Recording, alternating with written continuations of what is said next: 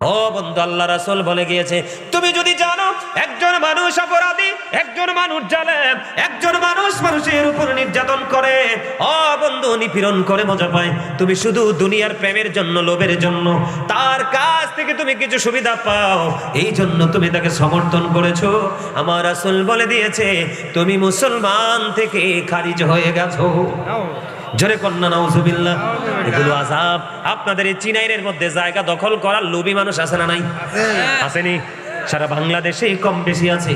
বন্ধুরে আবার এদিক তাকান, আল্লাহ রাসূল বলেছেন, আমি যেহেতু অপরাধী নিয়ে কথা বলছি, আমার রাসূল বলেছেন কেউ যদি কোনো মানুষের জায়গা জোর করে যদি 1 বিঘা পরিমাণ জায়গা যদি দখল করে, রে কয় বিঘা? 1 বিঘা পরিমাণ জায়গা যদি দখল করে, আমার আল্লাহ তাকে কাল হাসরের ময়দানে, বন্ধু এমন একটা পৃথিবীর মতো 7টা পৃথিবী তার গলায় মালা বানাইয়া ঝুলাইয়া দেওয়া হবে। জোরে জোরে কন্যা নাউজুবিল্লাহ। ভয়ঙ্কর খবর কিনা বলেন? আমার দিকে তাকান, আমি প্র্যাকটিক্যালি আপনাদেরকে একটা एग्जांपल দেই। আমার দিকে তাকান, এই যে পানির বোতলটা, এটার মধ্যে কতটুকু পানি আছে? কতটুকু? 500 গ্রাম। একদম চমৎকার, যথাযথ উত্তর দিয়েছেন আমার ছোট ভাইটা। এই যে ধরেন, আমি এটাকে এভাবে ধরলাম, আমাকে অনেক দূর পর্যন্ত যেতে হবে। কত দূর যেতে হবে সেটা আমার জানা নাই, যিনি আমাকে সৃষ্টি করেছেন শুধু তিনিই জানে। কথা বলেন না কেন? আমার হাতে আর কোনো কিছুই নাই যে আমি উপকরণ ব্যবহার করব। ও বন্ধু, আমি পানির বোতলটা নিয়ে হাঁটতে থাকলাম। এটা কত গ্রাম? 1 কিলোমিটার হাঁটার পরে এটার ওজন হয়ে যাবে 1000 গ্রাম। ঠিক কিনা বলেন? আরো ভারী হয়ে যাবে, ডাবল। আরো 1 কিলোমিটার হাঁটার পরে এটা হয়ে যাবে বন্ধু 2000 গ্রাম। ঠিক কিনা বলেন? হাঁটতে হাঁটতে হাঁটতে হাঁটতে একটা সময় বন্ধু আপনার মধ্যে ক্লান্তি চলে আসবে। আপনারা কেউ, ও বন্ধু আমি প্র্যাকটিক্যালি আপনাদেরকে বোঝাচ্ছি, এই জন্য আমি একটু বন্ধু আপনাদেরকে দেখাই। হঠাৎ করে দাদা পাউডা দিকে আনেন, পাউডা ঢুকানোর ভিতরে হাঁটতে হাঁটতে হঠাৎ করে বন্ধু এটা এমনি পড়ে যাবে। ঠিক কিনা বলেন? আপনার মনের অজান্তে চলে যাবে, এত বেশি আপনি বোঝাটা বহন করেছেন, আর আপনার বহন ক্ষমতা নাই। মনের অজান্তে আপনার হাত ছেড়ে চলে যাবে, দেহ দুর্বল, হাতও দুর্বল। একটা সময় আসার পরে এই পৃথিবীর পানির বোতল আপনি ফেলে দিতে পারেন, কিন্তু বন্ধু ওই যে হাসর, ওই যে ফিউচার এত ভয়ঙ্কর হবে। আপনি দুনিয়াতে এত জুলুম করেছেন, এত অন্যায় করেছেন, এত অপরাধ করেছেন, ওই দিনে আপনাকে বহন করতেই হবে, করতেই হবে, করতেই হবে। কন্টিনিউয়াসলি আপনাকে এটা বহন করতে হবে। আল্লাহ বলেছেন লা ইয়ামুতু, মরার সুযোগ নাই, ফিহা ওয়ালা ইয়াহইয়া, বাঁচার সুযোগ নাই, ওয়ামা হুম আনহা বিগাইবিন, ওখান থেকে পালাইবার সুযোগ নাই। আল্লাহ বলেছেন ইন্না বাতশা রাব্বিকা লাশাদীদ, আল্লাহ বান্দাকে ধরবে খুব শক্তভাবে। কোথায় যাবেন উপায় খুঁজে পাবেন না। ঠিক কিনা বলেন? আরো জোরে বলেন। বন্ধু ইতিহাস থেকে সাক্ষী নেওয়া উচিত, আমাদের বোঝা উচিত। ওই সেকান্দর এক বাদশার নাম শুনছিলেননি? শোনেন নাই? সেকান্দার বাদশা যখন ইন্তেকাল করেছিল, ওনার রাজ্যে বন্ধু এভাবে 2টা হাত খোলা করে ঘুরিয়েছিল। অশিক্ষিত গানহীন মানুষগুলো বলেছিল ওই রাজা ওই মরার পরেও সে তার প্রজার কাছে সাহায্য চায়।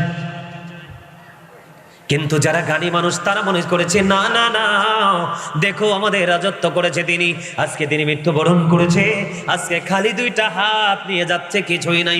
ও চীনের মানুষ, ও সেকান্দর এক বাদশার মতো রে, তোমাকেও এইভাবে খালি হাতে চলে যেতে হবে। পৃথিবীর কোনো মানুষ তোমাকে স্মরণ করবে না। এই জন্য আমি সব সময় বলি, যখন তোমার কেউ ছিল না তখন ছিলাম আমি, এখন তোমার সব হয়েছে, পর হয়েছি আমি। যখন তোমার কেউ রবে না, রব শুধু আমি। আমার কাছে আসতে হবে, মনে রেখো তুমি। তোরা চাষ ডেকেছো, তোরা চাষ ডেকেছো কারো কাছে খোদার মদদ ছাড়া, অন্যের ওপর ভরসা ছেড়ে নিজের পায়ে দাঁড়া। বুঝেন নাই? আপনি চলে গেলে আপনার জন্য কে হাদিয়া পাঠাবে, এই স্বপ্ন দুঃস্বপ্ন জীবনও দেখেন না। কারণ দিন যত যাচ্ছে মানুষগুলো তত শক্ত হয়ে যাচ্ছে, কারণ ইসলামের বিধান আইন তো তাদের সিনায় নাই। ঠিক কিনা বলেন? বন্ধু তাহলে কে বোঝা গেল? সুদখোরের পেট বড় হয়ে যাবে। অন্য হাদিসের মধ্যে আসছে সুদখোরকে রক্তের নদীতে ছেড়ে দেওয়া হবে। হুজুর কেন? সুদখোর সাঁতার কাটতে থাকবে, কোলে আসতে চাইবে, আসতে পারবে না। ওই এদিক দিয়ে ফেরেশতারা পাথর নিক্ষেপ করতে থাকবে, ওপার দিয়ে উঠতে থাকবে, সুযোগ পাবে না। কারণ সে সারা জীবন গরিব অসহায় মানুষের রক্ত চষে নিয়েছে। ঠিক কিনা বলে? আমাদের দেশে ভূমিদস্যু যারা আছে, ওই ভূমিদস্যুদের দৃষ্টি সীমার মধ্যে যদি কোনো গরিব মানুষ বন্ধু পড়ে যায়, তাদের কোনো উপায় থাকে না, আছে না নাই? বন্ধুরে আমার, আযাবের শেষ নাই বন্ধু। আমার দিকে তাকান, আমার রাসূল কি জানিয়ে দিয়েছে বন্ধু। শুধু এখানে একান্ত নয়, ওই জাহান্নামীর পানির তৃষ্ণা লাগবে। পানির তৃষ্ণা যখন লাগবে, পানির জন্য তারা পাগল হয়ে যাবে, পানি পানি করে তারা চিৎকার করতে থাকবে। আমার রাসূল জানিয়ে দিয়েছে ওই জাহান্নামীদের জন্য একটা পানির ব্যবস্থা আছে। ওই যেমনি ভাবে আগুনের একটা জোড়া জুতা বন্ধু পরিয়ে দেওয়া হয়েছে, তেমনি ভাবে উত্তপ্ত গরম পানি দেওয়া হবে। এই গরম পানিটা হাদিস শরীফের মধ্যে এসেছে, মাথার মধ্যে ঢেলে দেওয়া হবে রে।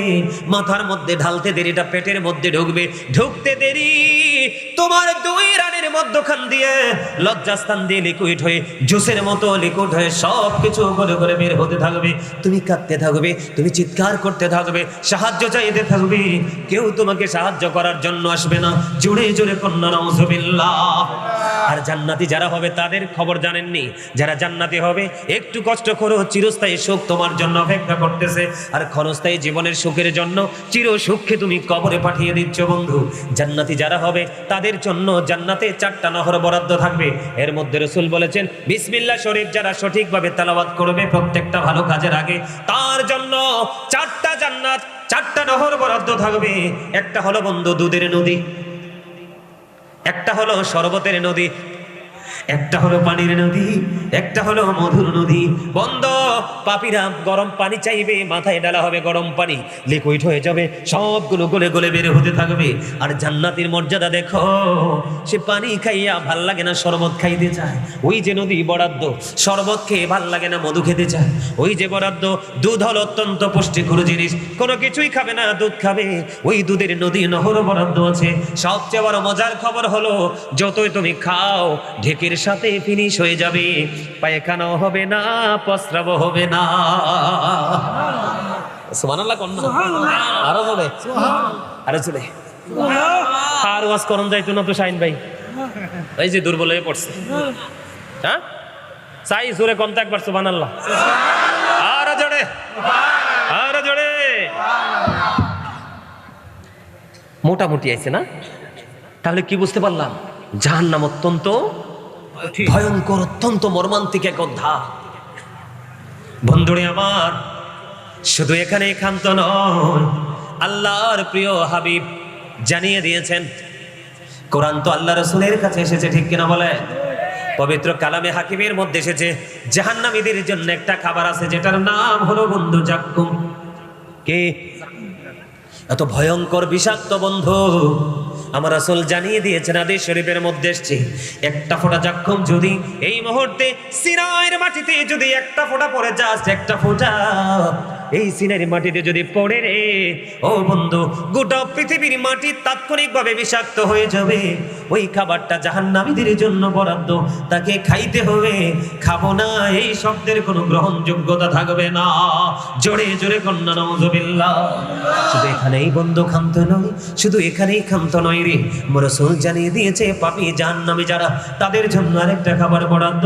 ওই খাবারের নাম হলো বন্ধু তিনাতুল খাবার। নাউজুবিল্লাহ বলে। এই তিনাতুল খাবালটা কি ইয়া রাসূলুল্লাহ? এই তিনাতুল খাবালটা কি গো নবী? আমার রাসূল বললেন, এই তিনাতুল খাবালটা হলো আরেকটা জাহান্নামীর নিংড়ানো রক্ত, পুজ অথবা ঘাম। জোরে জোরে কন্যা নাউজুবিল্লাহ। পচা রক্ত, পুজ, এগুলো জাহান্নামীকে খাইতে দেওয়া হবে। কি করবেন সেদিন মানুষ? কথা বলেন না। আর এই কষ্ট আযাব ভোগ করতে করতে করতে করতে হাসরের মাঠে চলে গেলাম। কোথায়? কোথায়? হাসরের মাঠে চলে গেলাম। হাসরের মাঠটা কেমন হবে জানেন?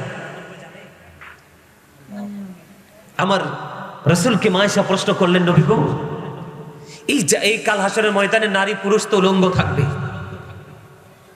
তারা কি একজন আরেকজনের দিকে তাকাবে না? আমার রাসূল বললেন, না রে আয়েশা না, এত ভয়ঙ্কর হবে কাল হাসরের ময়দান, এত বিপজ্জনক হবে রে আয়েশা, আয়েশা রে, একটা নারী একটা পুরুষের দিকে কেমন করে তাকাবে রে, এ তো মর্মান্তিক, এত বিপজ্জনক হবে, এত ভয়ঙ্কর হবে। এরে আয়েশা, একটা নারী সন্তান প্রসব হওয়ার আগেই তার গর্ভপাত হয়ে যাবে। নাউজুবিল্লাহ বলেন না, আরো জোরে। আমি বুঝাই যুবক, তোমরা বুঝো কত ভয়ঙ্কর হবে। মা এখন যদি একটা মহিলা সন্তান সম্ভব হয়, তার বাবার বাড়ি, শ্বশুর বাড়ি, আত্মীয় স্বজন সবার ফোকাসটা তার দিকে। টেনশন করে কি করে না? সিজারও যদি হয়, অনেক সময় সিজার অ্যাক্সিডেন্টে অনেক মা মারা যায়। একটা নারীর একটা বাচ্চা প্রসব হবে, কত মানুষ, কত বড় বড় ডাক্তার ভাত খাইতে পারে না ভালো করে, বিবিকেই নিয়ে যায় উন্নত চিকিৎসার জন্য ভালো ডাক্তারের কাছে, কারণ আমার সন্তানের যেন অসুবিধা না হয়, আমার বিবির যেন কোনো ক্ষতি না হয়। বন্ধু গো, দুনিয়ায় একটা বাচ্চা আসার জন্য কত প্রস্তুতি নিতে হয়, কিন্তু ওই হাসরের ময়দান কত ভয়ঙ্কর হবে রে বন্ধু। বন্ধুরি আমার, নর্মাল 1 ঘন্টা 2 ঘন্টা 6 ঘন্টা ডাক্তার স্যালাইন লাগাইলো, মাকে ট্রাই করলো সন্তানটা নর্মালে দুনিয়ার মুখ দেখে কিনা, কিন্তু সম্ভব হলো না। সিজারের মাধ্যমে বন্ধু, সার্জারির মাধ্যমে বাচ্চাটাকে দুনিয়ার আলো দেখিয়ে দিল। মায়ের যেন কোনো কষ্ট না হয়, তারপরেও বন্ধু অ্যানেস্থেসিয়া দিয়ে তাকে কি করা হয়, তার এই জায়গাটাকে লেস করা হয়, ঠিক কিনা বলেন? পাওয়ারলেস করা হয়, ঠিক কিনা বলেন? কিন্তু যখন সে সেন্স ফিরে পায় বন্ধু, তার ব্যথা যন্ত্রণা থাকে কি থাকে না? চিন্তা করেন, এই স্বাভাবিকভাবে এমন অবস্থা হয়। আর বন্ধু, কিয়ামতের দিনটা কত ভয়ঙ্কর হবে, কত মর্মান্তিক হবে। মা তার বাচ্চা প্রসব করার আগে বাচ্চাটা দুনিয়ার মুখে চলে আসবে, কিন্তু সেই মা সেটা অনুভবই করতে পারবে না। তাহলে বুঝে নিন কত ভয়ঙ্কর হবে সেই দিন। বন্ধুরে আমার, শুধু তাই নয়, আল্লাহ রাব্বুল আলামিন সমস্ত কিছুকে গুটিয়ে নিবে। আমার রাসূল বলেছে, একজন মানুষ লিখিত দপ্তরটাকে যেমন ভাবে গুটিয়ে নেয়, আমাদের লিখিত দপ্তর আছে না, এই যে আমার ভাইজান একজন টিচার, ঠিক কিনা বলে? উনি কি পরীক্ষার খাতা দেখে কি দেখে না? দেখার শেষে সব কিছু গুটিয়ে নেয় কি নেয় না? একটা জায়গায় স্টক করে রেখে দেয়, তাই তো? বন্ধ, যেদিন কিয়ামত হবে রে, আমার আল্লাহ সব কিছু গুটিয়ে নিবে। কি অবস্থা হবে জানেননি? ও বন্ধু, আসমান তো সেদিন থাকবে না। আল্লাহ বলেছেন, ইদাস সামাউ ফাতারাত ওয়া ইদাল কাওয়াকিবু ইনতাসারাত ওয়া ইদাল বিহারু ফুজ্জিরাত। আল্লাহ রাব্বুল আলামিন বলেছে, সেদিন আকাশটা ভেঙে যাবে, তারকাগুলো বিক্ষিপ্ত হয়ে জোরে জোরে পড়বে, সমুদ্র সেদিন উদ্বেলিত হয়ে যাবে, পাহাড়গুলো ধুলার মতো উঠতে থাকবে। ও বন্ধু, গর্ভধারিণী মা তার সন্তান প্রসবের সন্তান পড়ে যাবে। বন্ধুরে আমার, শুধু তাই নয়, শুধু তাই নয় রে। ও বন্ধু, একটা স্তন্যদায়ী প্রাণী, ঠিক কিনা বলেন? তার মানে একটা বোবা প্রাণী, যে কোন একটা প্রাণী তার বাচ্চাটা দিল, দেওয়ার পরে দেখেন বাচ্চাটা, পাখি প্রাণীটা তার বাচ্চাটার জন্য পাগল হয়ে যায়। কিন্তু সেই দিন বাচ্চা প্রসব করবে, কিন্তু বাচ্চাটাকে ফিরে পাওয়ার কোনো স্বাদ তার মধ্যে থাকবে না। এত ভয়ঙ্কর হবে, এত বন্ধ মর্মান্তিক হবে। আপনাদেরকে বলে দেই, এই পৃথিবী থেকে সূর্যটা 9,13,00,000 মাইল দূরে। সূর্যের আলো পৃথিবীতে আসতে সময় লাগে মাত্র 8 মিনিট 20 সেকেন্ড। প্রতি সেকেন্ডে 1,86,000 মাইল বেগে পৃথিবীর দিকে ছুটে আসে। ও বন্ধু, 9,13,00,000 মাইল তীরে সূর্য অনেক আবরণ ভেদ করে মাথায় লাগে, তাপ নিতে পারি না। কথা কন না কেন? কিন্তু কাল হাসরের ময়দানে পাপী লোকের মাথার উপরে থাকবে সূর্যটা রে, ঘামতে থাকবে বন্ধু, দুর্গন্ধময় হয়ে যাবে পরিবেশ, ঘামের মধ্যে ডুবে থাকবে। আর এই সূর্যের তাপে মগজটা উতরাইতে থাকবে, বাঁচতে পারবা না, মরতে পারবা না, পালাইতে পারবা না, কাউকে সেদিন দোষও দিতে পারবা না, চাইলে তুমি দৌড় দিতে পারবা না, মামার কাছে টেলিফোন করতে পারবা না, সব কিছু ওই দিন রহিত হয়ে যাবে, অগ্রহণযোগ্য হয়ে যাবে বন্ধ। কিন্তু সেদিন আল্লাহর আরশের ছায়া ছাড়া আর কোনো ছায়া থাকবে না। কি সেদিন আল্লাহর আরশের ছায়া থাকবে? আজকে যে যুবকেরা আল্লাহ রাসূলের সাথে প্রেমের ডুরি লাগাই আসলা, হাইয়া আলাস সালাহ বললে মসজিদে ছুটে যাও, দানের কথা বললে দানের হাত বাড়িয়ে দাও, পবিত্র কাজের সাথে যুক্ত থাকো, ইমান আমল নিয়ে বেঁচে আছো, তোমাদেরকে বলে দেই যুবক, যৌবনকালে তোমরা যৌবনকালটাকে আল্লাহর গোলামিতে কাজে লাগাইছো, তওবা করেছো, আমার রাসূল বলে দিয়েছে তোমাদের কোনো টেনশন করার দরকার নাই, কারণ সেই দিন আল্লাহর আরশের ছায়া তলে তোমার ঠিকানা। সুবহানাল্লাহ বলেন না? এই অপরাধী মানুষগুলোকে আল্লাহর কুদরতি হাত দিয়ে ধাক্কা দিয়ে জাহান্নামে ফেলে দিবে। ফুলচেরাতের ফুলে উঠতে দেরি আল্লাহর কুদরতি হাতে ধাক্কা মেরে ফেলে দিবে। আর যদি আপনি সাচ্চা মদিনাওয়ালার আশিক হতে পারেন, জিব্রাইল কথা দিয়েছে, ইয়া রাসূলুল্লাহ, আমি কথা দিলাম আপনার উম্মতগুলো যারা আপনার পাগল হয়ে যাবে, আমি জিব্রাইল তাকে ফুলছেরাতের পুল পার করে দিব। সুবহানাল্লাহ। আরো জোরে কোন সুবহানাল্লাহ, আরো জোরে বলেন না সুবহানাল্লাহ। মৃত্যুর সবচেয়ে কম যন্ত্রণা হলো 1000 তলোয়ার মারার আঘাতের যন্ত্রণার সমান। আপনারা জানেন কে? আজরাইল না? কথা কন না কেন? আজরাইল ফেরেশতাই তো। আজরাইল কথা দিয়েছে যে মদিনাওয়ালার সাথে প্রেমের ডুরি লাগাতে পারবে। আজরাইল কথা দিয়েছে, নবী গো, আমি আপনার উম্মতের জানটা এমন ভাবে কবজ করব যেমনি নবী রাসূলের জান কবজ করেছি। সুবহানাল্লাহ। তাহলে আমাদেরকে কি করতে হবে? এই কবরে যাওয়ার আগে কবরের বাঁচার করতে হবে। আমাদেরকে তাকান, আমি সোজা সোজা কিছু কথা বলে আলোচনা শেষ করে দিচ্ছি। আমাদেরকে তাকান, জুম্মার মসজিদে এখানে জুম্মার খতিব আসেননি কে? দুজনে আলহামদুলিল্লাহ। পিছনে আছে। আপনারা বলেন মুসল্লিরা কি আগে আসে না পরে আসে? আমার কথা কয় না, ডরায়। পরে আসে।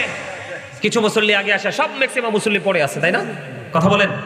আমাদের ক্ষতিটা আমি বলি, আল্লাহ রাসূল বলেছেন যেই মুসল্লি জুমার দিনে সবার আগে গোসল করবে, সবার চেয়ে সুন্দর জামা পরবে, লম্বা জামা, আতর লাগাবে, হেঁটে হেঁটে মসজিদে সবার আগে আসবে, প্রথম কাতারে বসলো, তার আমল নামায় উট কোরবানির সওয়াব। বসে বসে আমল করতে থাকলো, সবার পরে সে মসজিদ থেকে বের হয়ে তার বাড়ির দিকে রওনা দিল। আমার রাসূল বললেন তার বাড়ি যাইতে যতগুলো কদম লাগবে প্রত্যেকটা কদমের বিনিময়ে আলাদা আলাদা করে 1 বছরের নফল ইবাদতের সওয়াব দেওয়া হয়। এটা হলো আমাদের লাভ। আল জুমআতু ইলাল জুমআ, এক জুমা থেকে আরেক জুমার মাঝখানে আপনার কবিরা গুনাহ থেকে যদি বেঁচে থাকতে পারেন, দুই দিকের জুমার কারণে মাঝখানের একটি সপ্তাহের গুনার কাফারা হয়ে যায়। দুই দিকের জুমার কারণে, যেমন গত জুমা পড়ছেন, আজকের জুমা পড়ছেন, মাঝখানে গুনার কাফারা হয়ে গেছে। আওয়াজ তুলে কোন আমিন। এটা হলো লাভ। আর ক্ষতি, এদিক তাকান, ক্ষতি। যেই ব্যক্তি জুমার দিনে, আমার দিকে তাকান, সবার পরে মসজিদে আসে, এমন সময় আসলো যেই সময় ইমাম সাহেব খুতবা নিয়ে দাঁড়িয়ে গেল। আলহামদুলিল্লাহি নাহমাদুহু ওয়া নাস্তাঈনুহু ওয়া নাস্তাগফিরুহু ওয়া নু'মিনু বিহি, খুতবা শুরু করে দিল। ঠিক কিনা বলেন? আমার রাসূল বলেছেন তুমি নামাজ পড়েছো ঠিকই, তুমি নামাজ আদায় করেছো ঠিকই, কিন্তু তোমার নামটা আজকের মুসল্লির তালিকায় ওঠে নাই। হুজুর কেন গো? জুমার দিনটা সাইয়্যিদুল আইয়াম, শ্রেষ্ঠ দিন, যেটা রোজার ঈদ, কুরবানির ঈদের দিনের চাইতেও দামি। ও বন্ধুরে, আমার রাসূল জানিয়ে দিয়েছে তুমি সবার পরে মসজিদে গেলা, এত পড়ে যেই সময় ইমাম সাহেব খুতবা নিয়ে দাঁড়িয়ে গেল। বন্ধুরে আমার, যখন ইমাম সাহেব খুতবা নিয়ে দাঁড়িয়ে যায়, প্রত্যেকটা জুমার দিন স্পেশাল ফেরেশতারা পৃথিবীর জমিনে আসে, মুসল্লিদের রোল নাম্বার অনুযায়ী 1 2 3 4 করে যারা আগে আসে তাদের রোল নাম্বার অনুযায়ী তাদের লিস্ট করা হয়। যখন ইমাম সাহেব খুতবা দেওয়ার জন্য দাঁড়িয়ে যায়, ঠিক তখনই তুমি মসজিদে প্রবেশ করলা। তোমার কিন্তু কোনো কাজ ছিল না, অযথায় তুমি সময় নষ্ট করেছো। আমার রাসূল বলেছেন ইমাম সাহেব খুতবা নিয়ে যখন দাঁড়িয়ে যায়, ওই ফেরেশতারা নোটবুকটাকে বন্ধ করে ইমাম সাহেবের, খতিব সাহেবের খুতবা শোনার জন্য দাঁড়িয়ে যায়। এমন সময় যে হতভাগা মুসল্লিগুলো মসজিদে কদম দেয় রে, ওই মুসল্লির নাম আজকের জুম্মার তালিকায় আসে না। আওয়াজ তুলে কন্না নাউজুবিল্লাহ। লাভও বুঝছেন, ক্ষতিও বুঝছেন, বুঝতে পারছেন? আবার আসেন, আমাদের দেশের ছেলেরা বিশেষ করে জুম্মার দিনে দেখা যায় হুট করে প্রস্রাবখানায় গেল, প্রস্রাব করে পানি খরচ করে মসজিদে চলে আসলো। আছে না নাই? আমার কথা কয় না? আছে না নাই? অনেকে তো এমন শক্ত ফ্যান পরে বইতেই পারে না। ঠিক কিনা বলেন? এটা রাখার, আপনার বডিকে এটা রাখার কথা, ঢাকা এমন পোশাক পরছেন, এটা হইয়ে গেছে ফাঁকা। কথা কয় না কেন? ভুল কইছি? ওরে বাপরে বাপরে বাপ, জিন্স প্যান্ট ওয়ালারা যদি মসজিদে যায়, বাই সেন্স শার্ট বা গেঞ্জি পরছে, হাতে রুকু দিলে পিছন দিয়ে 100% তার লজ্জাস্থান দেখা যায়। আমার কথা কয় না? মন হয় যে আমি নতুন কইতেছি, সত্যি কিনা বলেন? জিনাল আইনুন নাজরু, চোখের জিনা হলো দেখা। চোখের অপরাধ কি? দেখা। আপনি যে লজ্জাস্থান ওপেনিং করে দিলেন, আরেকজন তো নামাজি নামাজ পড়তেছে, আপনার লজ্জাস্থান দেখে ফেললো, আপনি নিজে অপরাধী, তাকে অপরাধী বানিয়ে দিলেন। আমি সেই জায়গায় একটু পরে আসছি, আগে একটা জায়গা ক্লিয়ার করতে চাই। হুট করে যে জবাব, তোমরা যে প্রস্রাব করে পানি খরচ করে মসজিদে চলে আসো, আমি তোমাদেরকে বলে দিতে চাই, আগামী দিন থেকে, আজকের এখান থেকে পড়ে, আগে যেরকম শর্টকাট প্রস্রাব করে তোমরা বাড়ি গিয়ে ওযু করে নামাজে দাঁড়াই যাইতা, মসজিদে যাইতা, আপনাদের সবাইকে বলছি আজকে বাড়িতে যে প্রস্রাব করার মতো আগের মতো কি করেন না, পানি খরচ করেন না। পানি খরচ না করে আপনারা একটা ঢিলা নিয়ে অথবা একটা টিস্যু নিয়ে আপনারা একটু প্রস্রাব করে একটু হাঁটবেন, দেখবেন অনেকক্ষণ পরে একটা ফোঁটা প্রস্রাব চলে এসছে। আজকে ট্রাই করবেন,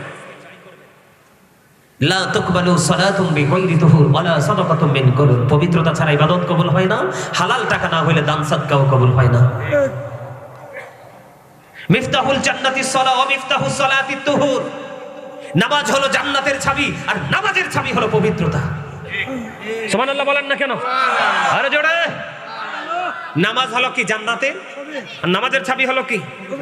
এখন আপনি তো পবিত্র হন নাই, হুট করে বসলেন, আপনার কোনো কাজ নাই, অযথায় বাড়ি বসে বসে আড্ডা দিচ্ছেন। ইমাম সাহেবের খুতবা কাছাকাছি চলে আসলে আপনি মসজিদে চলে আসছেন, প্রস্রাবের বেগ হয়ে যাবে, প্রস্রাবে চলে গেলেন। আবার খেয়াল করেন, সাঈদ বিন মুআজ রাদিয়াল্লাহু তাআলা আনহু যখন ইন্তেকাল করলো, ওনার ইন্তেকালের পরে ওনার জানাজায় রাসূল শরীক হয়ে গেল।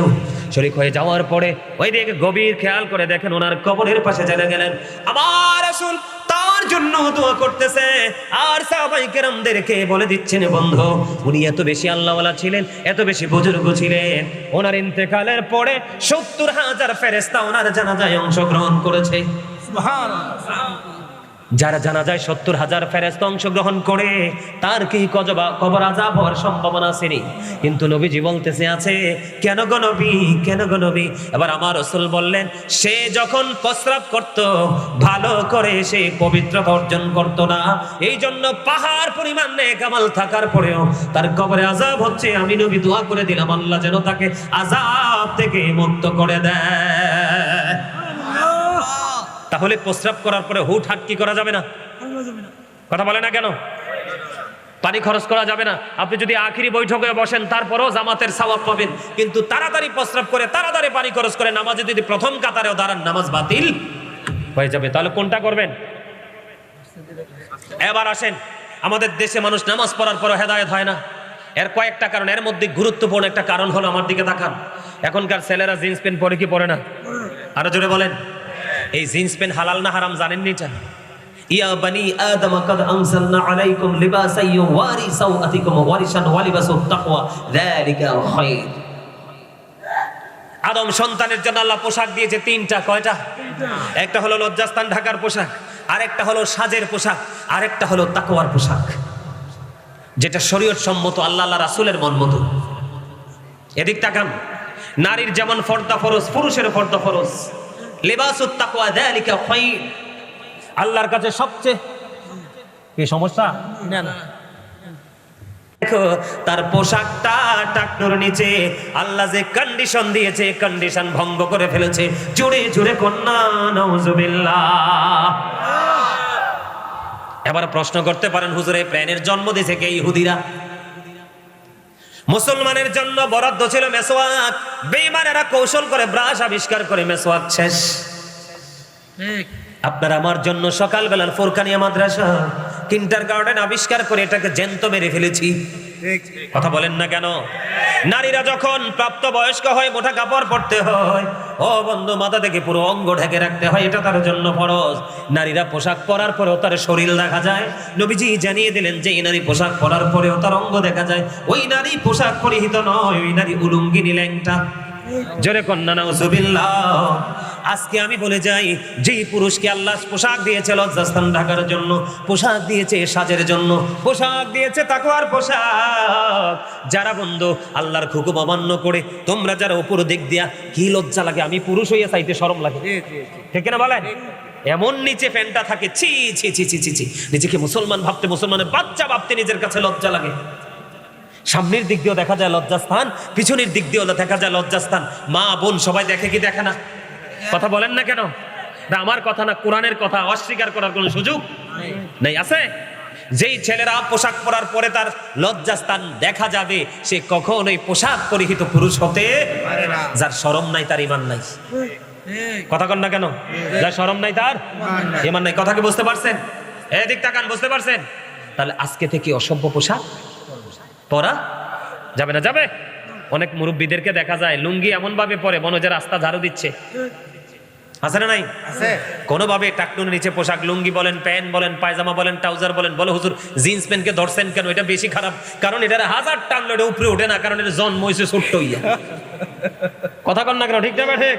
আরো জোরে যুবক ভাইদেরকে বলছি, আরে আরো রয়েছে তো, কথা শেষ হয় নাই। হাদিস শরীফের মধ্যে আসছে যে অহংকার করে করে টাকনুরে যে ঝুলাই ঝুলাই পোশাক পরে, তার ঠিকানা হবে জাহান্নাম। আল্লাহ কাল হাসরে কয়েকটা শ্রেণীর মানুষের সাথে কোনো কথা বলবে না, দয়া করবে না, ক্ষমা করবে না, মায়া করবে না। এর মধ্যে এক শ্রেণী হলো যারা অহংকার করে করে ঝুলাইয়া ঝুলাইয়া টাকনুর নিচে পোশাক পরে।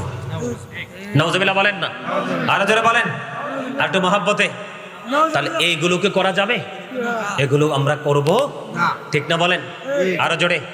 বিশেষ করে জুম্মার দিনে পাঞ্জাবি পরে যাবেন, শার্ট গেঞ্জি বাদ দিবেন। দেখছেন না কিভাবে ভূমিকম্প আইছে, আরো ভয়ঙ্কর ভূমিকম্প আসতেছে। বাঁচতে পারবো না তো, কারণ যিনি বাঁচাবে আমরা তো ওনার লগে নাই, আমরা আছি তো উল্টা পথে। আপনারা বলেন না তওবা করছিনি? মানুষ করে নাই। তওবা করছে? করে নাই। কেন করে নাই? কারণ সে তো এটা কি বুঝেই না। দুনিয়াতে যখন আল্লাহ নাফরমানি কাজ বেশি বেশি হয়, প্রত্যেকটা জিনিসের একটা মূল আছে, নাবি আছে, আছে না নাই? ঠিক জমিনেরও এরকম একটা নাবি আছে। যখন অপরাধের পাহাড় বেড়ে যায়, আল্লাহ ফেরেশতাদেরকে বলে ওটাদের একটা টান দাও, টান দিলে জমিন কাঁপতে থাকে। তখন এই অবকাঠামো যা আছে, অনেকে মরে অনেকেই বাঁচে, ঠিক কিনা বলেন? সম্মানিত উপস্থিতি, অনেক আলোচনা হয়েছে, আর আলোচনা করব না। আপনার আমারও সময় অনেক হয়ে গেছে। মিলাদ বাকি, কিয়াম বাকি, মোনাজাত বাকি, ঠিক কিনা বলেন? আর জোরে। তাবারক আসেনি? আছে? মাশাআল্লাহ। কতজনকে দিবেন? মাশাআল্লাহ মাশাআল্লাহ। যাক, তাহলে কিয়ামটা শেষ করে নেই।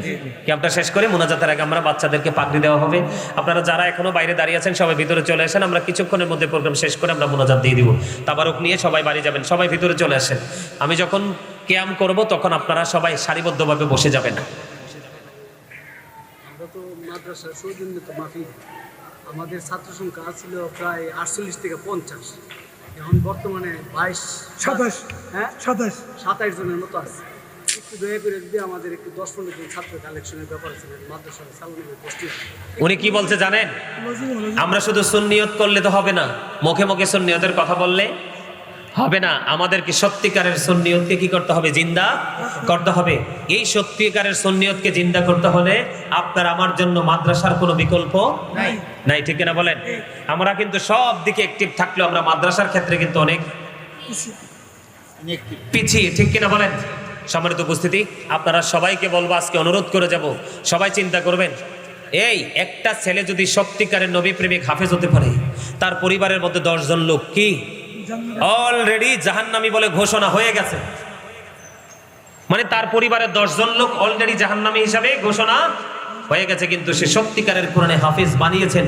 এই বলে এই 10 জন মানুষের ক্ষেত্রে আল্লাহর কাছে সুপারিশ করবে ওই কোরআনে হাফেজ। আল্লাহ রাব্বুল আলামিন তাদেরকে জাহান্নামের রাস্তাটা ব্লক করে দিয়ে তাদের জন্য জান্নাতের রাস্তাটা ওপেনিং করে দেবে।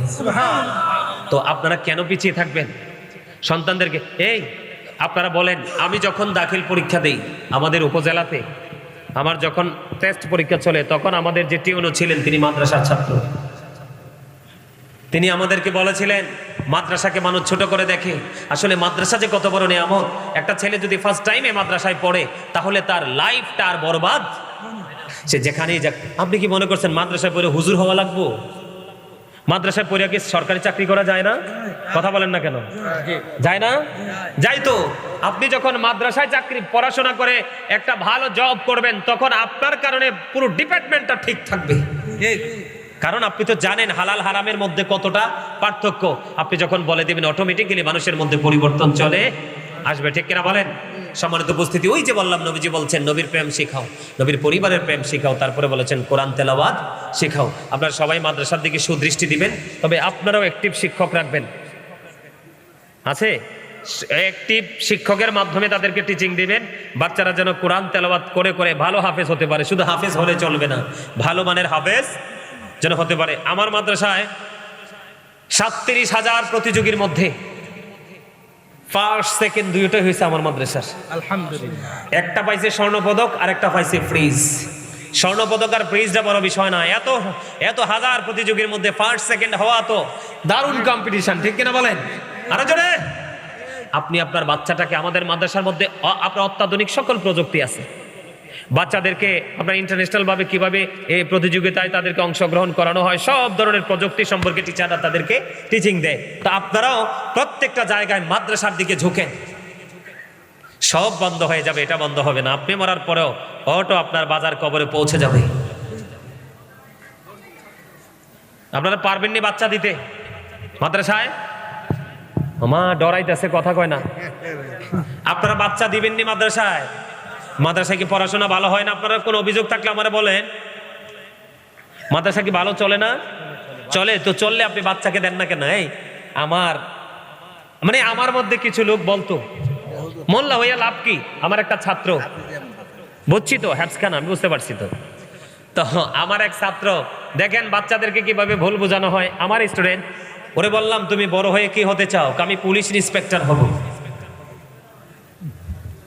তারপরে বললাম কেন, আলেম হবা না, হুজুর হবা না? কই না না না, আমি হুজুর হব না। হুজুরে শুধু মানুষের বাড়ি বাড়ি গিয়ে খাইতে বসে থাকে। চিন্তা করেন, বাচ্চার তো দোষ না, বাচ্চার ভিতরে এই বীজ ঢুকানো হয়েছে। কথা কন না কেন? আরো জোরে। হুজুররা কি শুধু দাওয়াত খায়? আলেমের মতো আলেম হইলে মিয়া, আলোচকের মতো আলোচক হইলে, টিচারের মতো টিচার হইলে তো হোশ থাকে না মিয়া। আমি আপনাদেরকে একটু বুঝাই, আমি নিজে এত বড় হই নাই, তারপরও মানুষের ভালোবাসা। গতকালকে সকালে আসছি, ফজরের আজান দিছে, চট্টগ্রাম থেকে বাসায় আসছি।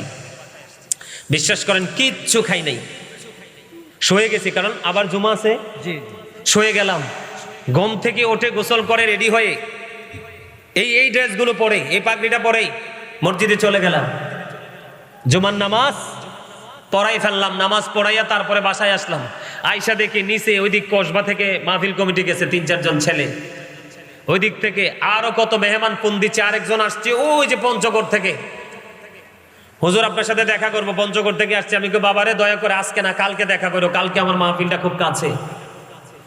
দেখেন সকালেও কিন্তু জুমায় যাইতে কিছু খাই নাই, কালকে আইসো কিছু খাই নাই। আপনাদের এখানে আসার উদ্দেশ্যে বিশ্বাস করেন, আলুর ভর্তা ডাল দিয়ে, ভর্তাটা নিজেই বানাইছি, আলুর ভর্তাটা নিজের হাতে নিজে বানাইছি, বানাইয়া আলুর ভর্তা দিয়ে ডাল দিয়ে কটা ভাতে একবারে ভালো কইরা নরম করে খাইয়া আপনাদের উদ্দেশ্যে রওনা দিলাম। তাহলে চিন্তা করেন তো ব্যস্ততাটা কত, কথা বলেন না। আর যেদিন একটু কাছাকাছি প্রোগ্রাম থাকে ওই দিন কিন্তু আমাদের শিডিউল থাকে ব্যতিক্রম। কথা কি বুঝতে পারছেন? আরো জোরে বলেন না। এই জন্য আপনারা নেগেটিভ চিন্তা না করে পজিটিভ চিন্তা করেন, মাদ্রাসার দিকে নজর দেন। সুন্নিয়তকে টিকায়, আপনাকে সুন্নিয়তকে পছন্দ করেন না? রাসূলকে ভালোবাসেন না? রাসূলকে ভালোবাসতে হলে ভালোবাসার মানুষ তৈরি করতে হবে। আপনারা কি চান না আজকে আপনাদের এলাকায়, আমি গাজী সুলাইমান এসে আলোচনা করলাম, আপনারা কি চান না আপনাদের এলাকার কোনো সন্তানও বিভিন্ন জেলায় গোটা পৃথিবীতে পরিচিতি অর্জন করুক, এই আলেম হয়ে? চান কি চান না? তো সবাই মাদ্রাসার দিকে নজর দিবেন তো, কথা বলেন। আজকে আপনাদের মধ্যে মনে মনে আগ্রহ আসেনি যে আমরা এই মাদ্রাসাতে বাচ্চা পড়াবো, হাফেজ বানাবো? অসুবিধা কি? এখানে হাফেজ হওয়ার পরে, এখানে শুনানি দেওয়ার পরে অন্য কোনো ভালো মাদ্রাসায় শুনানি দিবেন, সমস্যা কি? ওখান থেকে শুনানির পরে আরো বড় কোনো মাদ্রাসায় শুনানি দিবেন, অসুবিধা কি? অসুবিধা তো নাই, আছে? মাদ্রাসাতে কি সবাই বাচ্চা কাচ্চা দেওয়ার জন্য আগ্রহ পোষণ করবেন? সবাই চেষ্টা করবেন তো? আমি কিন্তু কাউকে ওয়াদা করাচ্ছি না, কারণ এখান থেকে বের হয়ে যদি বাড়ি গেলে যদি বউ বলে না হুজুরের কথা মতো হইতো না, আমার কথা মতো হইব, তা আপনি পড়বেন বিপদে, ঠিক কিনা বলেন? তা আমি আপনাকে এই জন্য কোনো কমিটমেন্ট এখানে দিতে বলি না, কিন্তু আপনারা মন থেকে চিন্তা করেন এই মাদ্রাসাটার দিকে। আমি খবর নিব শাহিন ভাই থেকে, আপনারা কতটুকু আগ্রহ পোষণ করেন। কথা বুঝতে পারছেন? সম্মানিত উপস্থিতি, এখন আমি একটু ছোট্ট করে জিকির করব, ছোট্ট করে জিকির করে ক্যাম্প করব, পরে বাচ্চাদেরকে পাগড়ি দিয়ে আমরা মোনাজাত দিয়ে দিব। রাজি তো সবাই? আমার আলোচনায় কথায় কি কেউ কষ্ট পাইছে? কত কথা কইছি, যদি কষ্ট পেয়ে থাকেন মাফ করে দিবেন। যদি ভালো লেগে থাকে আমার কথাগুলো মেনেই পথ চলার চেষ্টা করবেন। না, আপনারা যথেষ্ট ধৈর্য ধরেছেন, আলোচনা শুনেছেন।